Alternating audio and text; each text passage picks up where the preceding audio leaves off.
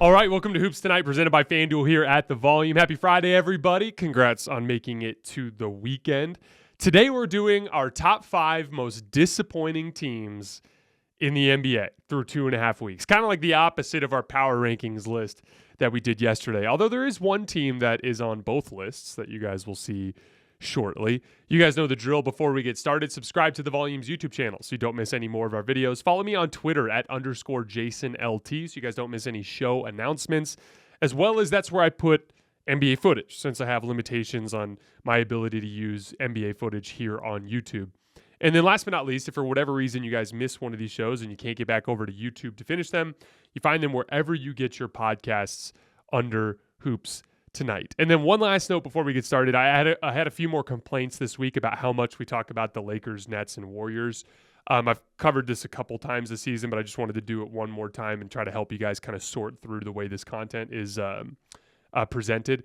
First of all, the Lakers and the Warriors are the two most popular teams in the NBA. They have the two largest fan bases. We have to talk about them. That's just good business. And at the end of the day, this is a business. Both of them are struggling to start the season, but the Warriors are obviously going to figure things out at some point. They're the defending champions, and their starting lineup is murdering everybody.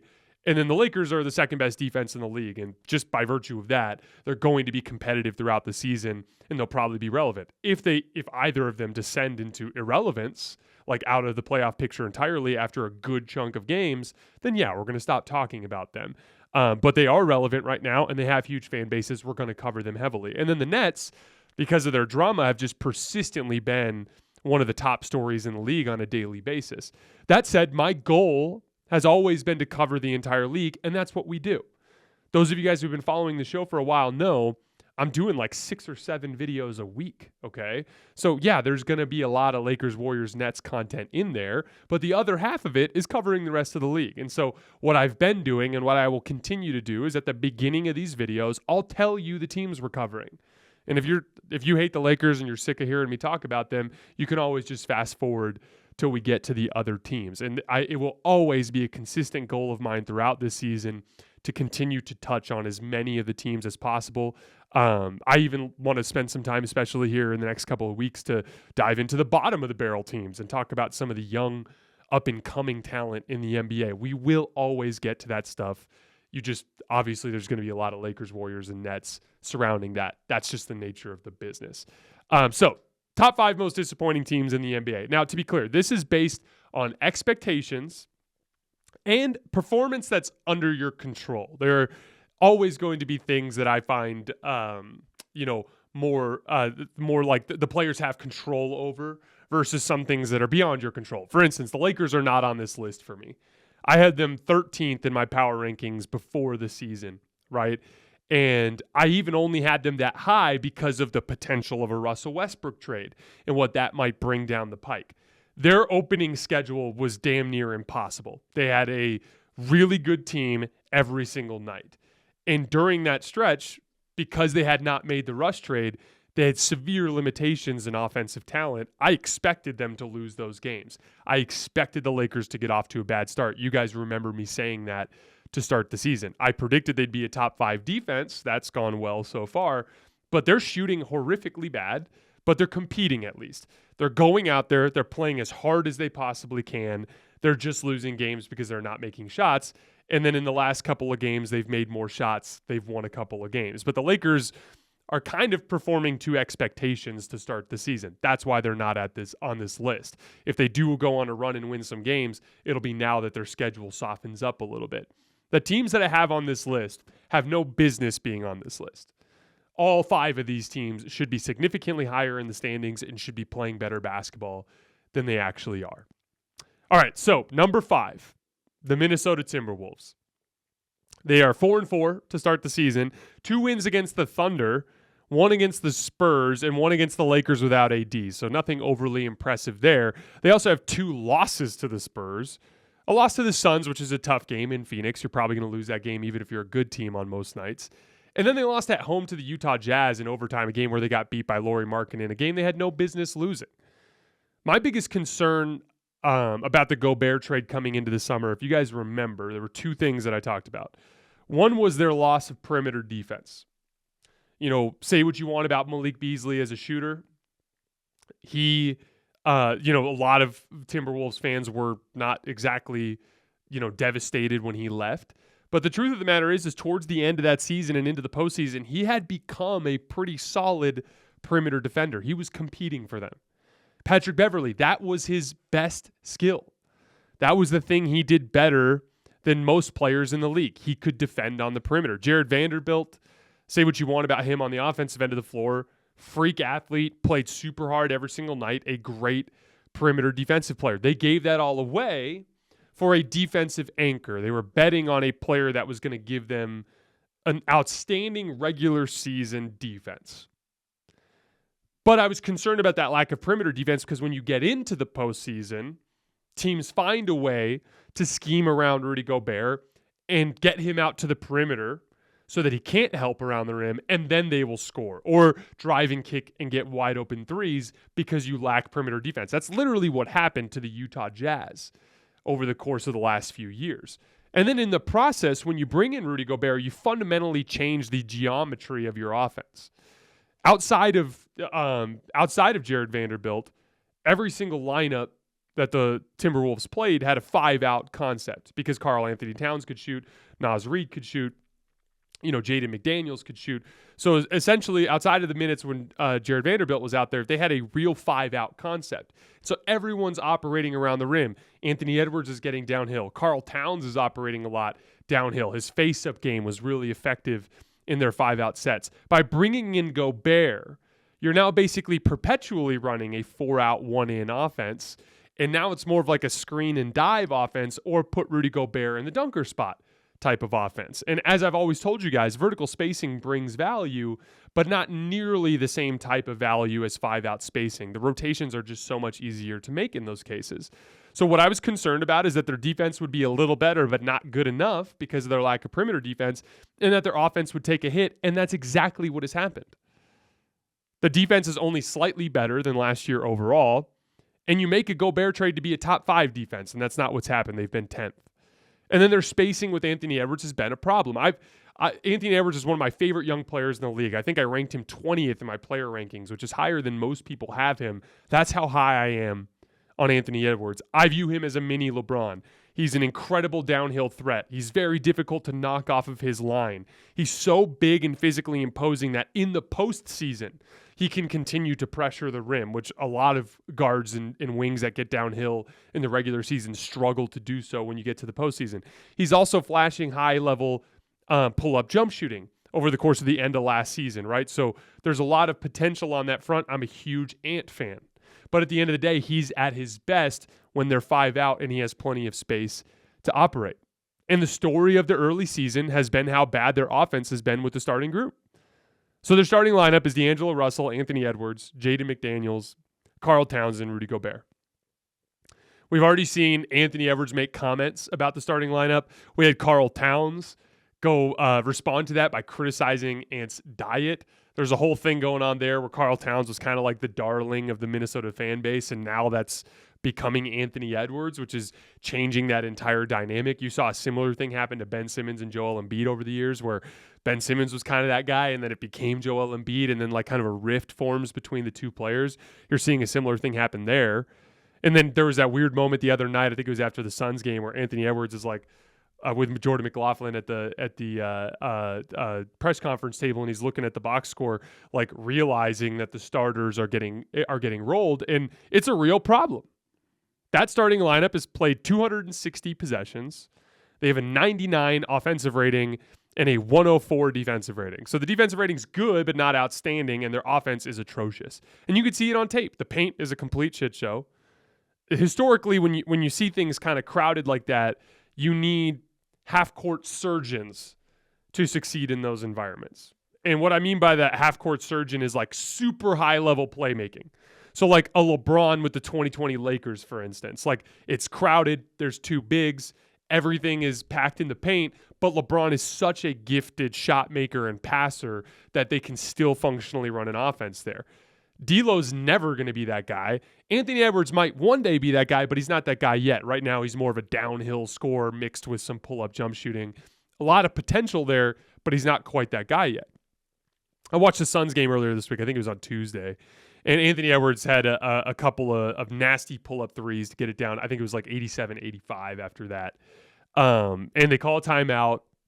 Timberwolves are rolling, but those are two difficult shots over the top of a set defense. And after that timeout, the Timberwolves offense the rest of the game was hilariously bad. So after that, we had these are literally their next 9 or so possessions. Anthony Edwards turns the basketball over. Then D'Angelo Russell turns the basketball over. Then D'Lo hits a pull-up jumper. Then Anthony Edwards turns the basketball over. Then Karl Towns turns the basketball over. Then Anthony Edwards misses a super long three that had almost no chance of going in. Then D'Angelo Russell turns the basketball over. Then Taurean Prince bails them out with like a ridiculous step-back jump shot at the end of the shot clock in the right corner. And then Karl Anthony Towns gets a guard on a switch and opts to take a step-back three rather than bullying him to the basket. And now you're down 14 with 3 minutes left and the game is over.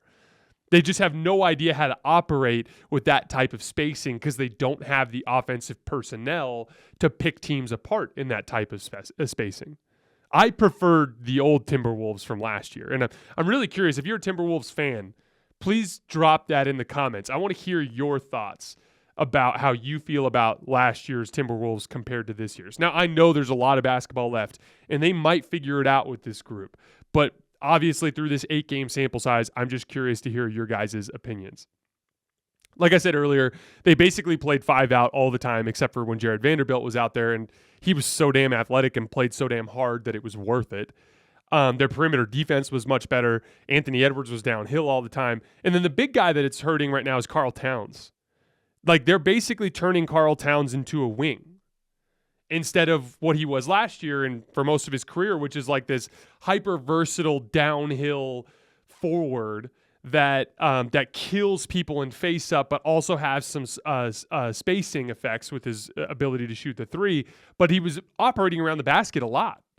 Last year, Karl Towns made 4.2 shots per game in the restricted area at 68%. This year, it's at 2.1, so half that. And he's only making 61% of them. You're basically using Karl Towns as a wing on both ends of the floor, which is literally the worst way to use him. So you brought in Rudy Gobert to kind of redefine and re-anchor your defense, but in the process, you took an all-star level player and are using him in literally the worst possible way and in a way that dramatically diminishes his value.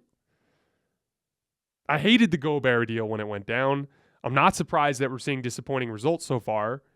And again, maybe it all works out in the long run, and if it does, I'll be the first to admit that I was wrong. But right now, I'm not optimistic. And again, Wolves fans, I want to hear your take. Drop it in the comments. All right, number 4, the Brooklyn Nets. I'm not going to talk long about them because we've done that a ton in recent weeks and more than they honestly deserve. I had them in my list as the if things go right contender, and I wasn't the only one. I was listening to a Zach Lowe podcast the other day, and he said that he called them before the season the Dunder Mifflin NBA team because they were good on paper. And you could tell looking at the talent on the roster. You're looking at Kevin Durant, who's one of the best two-way superstars in the league. You have, Ben Simmons, who's one of the best defensive players in the league, or allegedly is. You bring in Royce O'Neal, that bolsters your perimeter defense. Nick Claxton is a big athlete with long arms that clogs up the lane and can grab contested rebounds. And then Kyrie Irving, for all of his flaws, when he's locked in, is actually an okay perimeter defender, and he can grab contested rebounds. He grabbed 9 defensive rebounds in a single game once, or in a single half earlier this season once.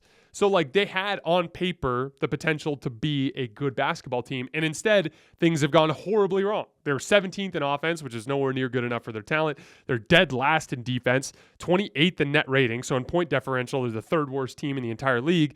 And then they're dead last in rebounding. So they had plenty of on-paper talent to be a good basketball team, but instead they completely mailed in every single winning basketball trait, and now they're staring down the barrel of a 2-11 start if they go 0-5 during this Kyrie suspension. So horrifically disappointing team, Brooklyn Nets at number 4. Number 3, the Philadelphia 76ers. They got on a 3-game winning streak and then immediately had an awful game at home against Washington on Wednesday where they didn't defend and got killed on the glass again. And really what the Sixers are is just a slightly better version of the Nets. Offensively, they're great. And Brooklyn was good offensively for the most part up until the last couple of games. Philly's fourth in offense overall, third in half-court offense, according to Cleaning the Glass, but they're 23rd in defense, 29th in rebounding. The only team worse is the Nets, and they're dead last in transition defense. So similar kind of concept. Like, I'm disappointed in this team. I had them fifth in my preseason power rankings. I thought they were just as talented as the most talented teams in the league. The league is wide open. Anybody can win this thing. And they came out with no urgency in the winning areas of the game. And they're clearly not bought into Doc Rivers, which is why I thought, similar to the Kerr thing, similar to the Vogel thing, they might need to consider just bringing in a new voice just to get the guys in the locker room to buy into the winning details again. And now they have this James Harden injury. He's going to be out for at least a month with a foot ligament issue. And I'm bummed out for James Harden because you finally get back in shape and you're honestly looking great to start the season. Maybe not quite 2019 James Harden, but a lot better than he looked last year. And now you're going to be hurt again. And the tough thing with that is, this is a guy that historically has struggled keeping weight off, and now he can't play basketball for a month. So I'm really curious to see how well he takes care of his body over this next month. And now for the next month, everything is going to have to flow through Joel Embiid. So much is going to depend on how well he defends, how well he handles double teams, because he's going to get doubled everywhere on the court. Like, his body language is going to be a key thing to watch. Like, when things go poorly, is he going to keep his team galvanized or not? Because even without Harden, they have enough talent to float around 500 until James Harden gets back, which gives you a fighting chance down the stretch of the season. And I'm challenging Joel Embiid. I'm really, you probably fancy yourself the best player in the league.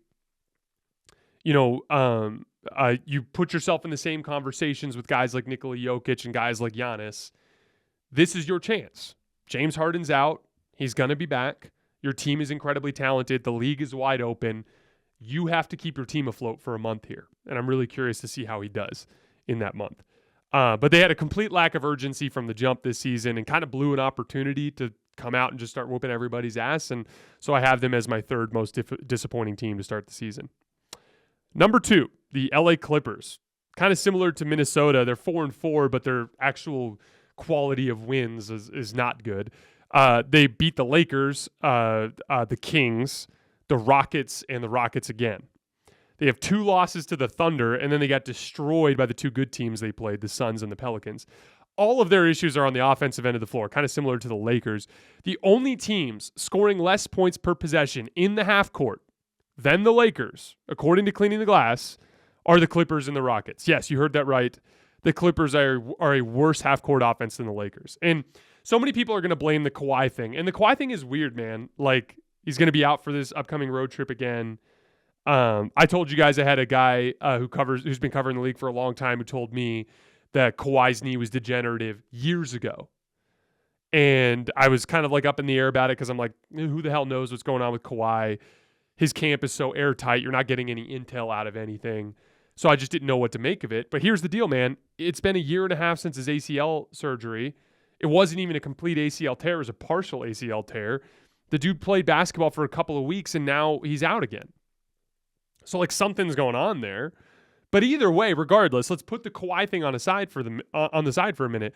This is largely the same assembly of players that destroyed the Jazz in the 2021 playoffs, a good defensive team on paper, again, in the regular season. And then they nearly beat the Suns. They were 2 wins away from making it to the NBA Finals. Basically, Paul George, Reggie Jackson, and a bunch of wings that can shoot and defend. It's the same group.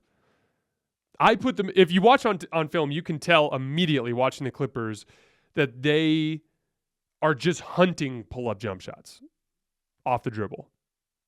It's a lot of ISO, a lot of just your turn, my turn, and they're getting away from what made them good at the beginning, which was, if you remember when we did our season previews, I had the Clippers as the best drive-and-kick team in all of basketball. What they do is they beat people off the dribble, draw help, kick, drive, wide open 3. That's what they do. That's what they do best. And what the majority of the blame for this season, and you could see it on tape, Reggie Jackson, Paul George, they're not doing their job of drawing that initial help and starting the drive and kick. And instead they're hunting as ISO players. Kind of similar to the Tatum Brown thing in the finals, where when they're driving and kicking, the offense is fluid, but when they're driving to ISO, things kind of tend to fall apart. And you can see it in the metrics. It's actually pretty wild. Only 22.3 attempts per game in the restricted area for the Clippers, which is 29th in the NBA. They aren't putting any pressure on the rim, so as a result, they aren't generating any wide open threes. The Clippers are generating 8.1 wide open threes per game. Remember, wide open is defender at least 6 feet away. They're only generating 8.1, which is dead last in the NBA. Instead, they're taking 25 pull-up jumpers per game, which is top 10 in the NBA. Their assists are down. In 2021, that season I'm referencing, they were 13th in the league in assists. This year, they're 27th. So instead of being the drive and kick team that generates high-quality three-point shots that they were, high-quality three-point shots and layups at the rim that they were in 2021, this same group is basically turning into a your turn, my turn ISO team that's not generating high-quality shots. Their offense is tanking as a result, and as a result, they're not achieving at the level you'd expect given the softness of their early schedule. You know, in a drive and kick system, as the initial initiator, you have to understand your role.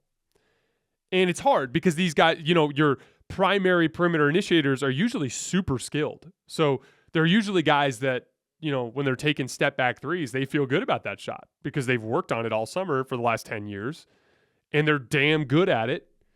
And so for them, when they're taking those shots, they're like, man, I like this shot. I like my chances. This is probably going to go in. If they get a post mismatch against a player on the left wing, they're like, I like my chances here. This is a good matchup for me. But when you're in that perimeter initiator role on a drive and kick team, that's not your job. You pull that stuff out of the bag in late clock situations or every once in a while when you get a fantastic matchup. But when you actively hunt those possessions, you're undercutting your own offense. The job of that perimeter initiator, Paul George, bringing the ball up the right wing, Clippers possession, 17 on the shot clock. His job is to beat someone off the dribble and kick it. That's it. That's all you need to do. Now, if it kicks and then that guy drives and it kicks and that guy drives and there's no advantage and Paul George has the ball with 6 on the shot clock, then yeah, go to work, hunt your pull-up jump shot to salvage the possession. But this team is not getting into their drive and kick the way they're supposed to, and as a result, their offense is suffering. As soon as they do that, as soon as they start attacking the rim again, things will turn around for them. Things will click immediately for them. They are 4th in defense. So like the Lakers, when you're that good on defense, all you got to do is get your offense going a little bit, and the wins will follow. So I still believe in the Clippers in the long run, but right now they've kind of lost their identity a little bit offensively. All right, number 1, the most disappointing team in the NBA to start the season. The team that I had at 10th in my power rankings yesterday, based on how good their starters have been, obviously paying respect as the defending champions, the Golden State Warriors. So they lost again last night in embarrassing fashion to the Magic. I just caught crunch time of this one, but I did see on the box score that the bench was a problem again. Shout out to Jalen Suggs, by the way. He was the one who was made all the big plays at the end of this game. I talked a lot about his pull-up jump shooting in the opening week of the season, if you guys remember. Well, he's 50% on pull-up threes to start this season, and he hit 2 more massive pull-up threes in crunch time last night. One where he kind of came off of a ball screen to the left, and the Warriors botched a switch, and he was completely unguarded on the left wing, and then he had a disgusting step back, like kind of pound through the leg step back on the right wing. That was a deep one. It was like 27 feet too. And then he had 2 huge steals on Steph Curry, a ball pressure steal at the top of the key, and then a play where he made a defensive rotation, sprinting back into the play to get a steal off of a Steph Curry pass. Big time plays from him. Weird up and down crunch time from Steph Curry. It was like gigantic shot, big turnover. Gigantic shot, big turnover, gigantic shot. Like, it was just so up and down. It was like he wasn't missing anything, but he tossed away a couple possessions at the end of the game being sloppy with the basketball, and it cost them the game. And look, again, like the bench struggled. Again, you could see it in the box score, and it's still a huge problem, but we've talked that to death, and I'm not going to get into that right now. And quite frankly, we can't keep making excuses for the starters. Let's look at the reality of this losing streak real quick. So every single team that the Warriors lost to in this 4-game losing streak has a losing record. Their combined record is 11-24. Each of the 4 teams the Warriors lost to are bottom 10 offenses in the league. In this 4-game stretch, the Warriors are allowing 121 points per 100 possessions to these 4 terrible offenses. If you just took every team's last 4 games, that's dead last.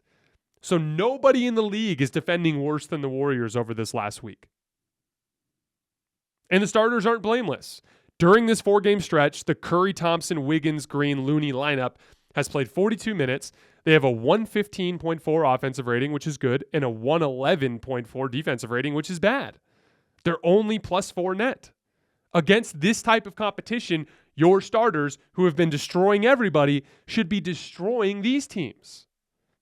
Especially when you know your bench is struggling and you need to buy them more margin for error. Instead, they're only slightly positive and they're struggling at the end of games. Do the Warriors need to figure their bench out? Yes.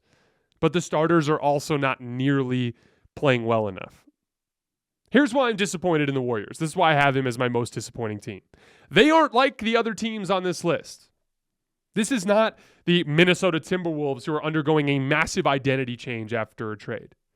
These are not the Brooklyn Nets who even coming into the season we knew could be a title contender or could completely implode. Like, we knew that was a potential outcome.